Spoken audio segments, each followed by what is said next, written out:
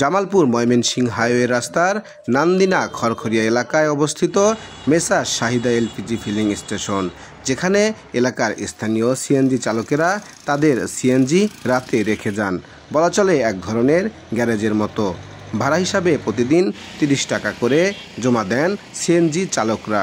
CNG চালক জুয়েল রানা গত 18 জুলাই সারাদিন গাড়ি চালিয়ে পাম্পে পাহারাদার মহসিন ও দিলীপকে ৩০ টাকা দিয়ে গাড়ি রেখে যায়। ভোরে এসে নির্দিষ্ট স্থানে সিএনজি না দেখে পাহারাদারদের জিজ্ঞাসা করেন, কিন্তু পাহারাদাররা বলতে পারে না। এক পর্যায়ে বুঝতে পারে তাদের গাড়িটি চুরি হয়ে গেছে। বৃহস্পতিবারে রাত্রে 11টা 11:30টার দিক দিয়ে আমি গাড়ি রেখে গেছি।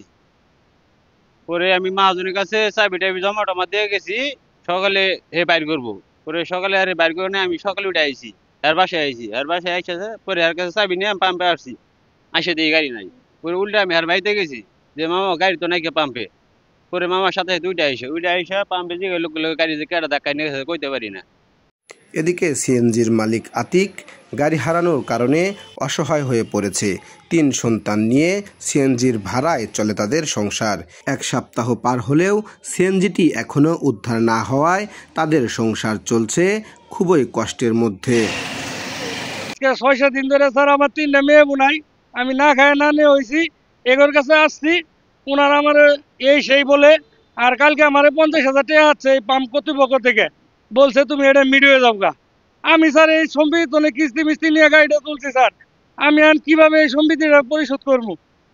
আমি এখন কি করবো? এই 3টা বাচ্চা নিয়ে 20টা টাকার জন্য আমার মেয়েরা স্কুলে যেতে পারতেছে না। এটা হলো বড় কষ্ট। আমি কোনো আইনের কাছে কোনো কিছুর কাছে কোনো বিচার পাইতেছি না, কোনো আমি কারো সহযোগিতা পাইতেছি না। আপনাদের কাছে আমার একটা দাবি, আপনারা যেভাবে হোক, আমি গরিব মানুষ, আমার 3টা মেয়ে ছেলে নিয়ে আমি যাতে কইরে খাইতে পারি, আপনারা একটা ব্যবস্থা করে দেন। রহমান একটা গরিব মানুষ, ছোট পুরানো একটা সিএনজি চালা, এতে আর 4-5 জন সংসার চলে। সংসারের আর্থিক অবস্থা খুবই খারাপ। এই সিএনজিটা এখানে রাইখা গেছে, এখান থেকে চুরি হয়েছে।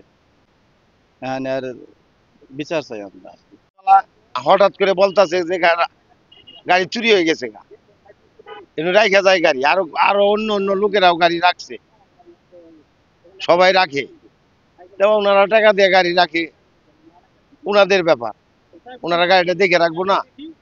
চুর তো আর বেশি দূরের না, আশেপাশের সিস্টেম না। এদের থাকাকালীন তো আর গাড়িটা চুরি করে নিতে পারে না।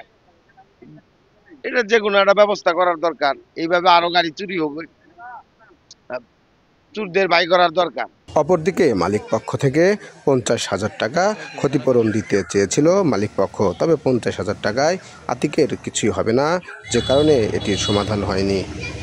বললাম যে আমি মালিকের আমি দেশে গেছিলাম ছুটিতে, ছুটি যাওয়ার পরে 5 দিনে ছুটি নিয়ে গেছিলাম।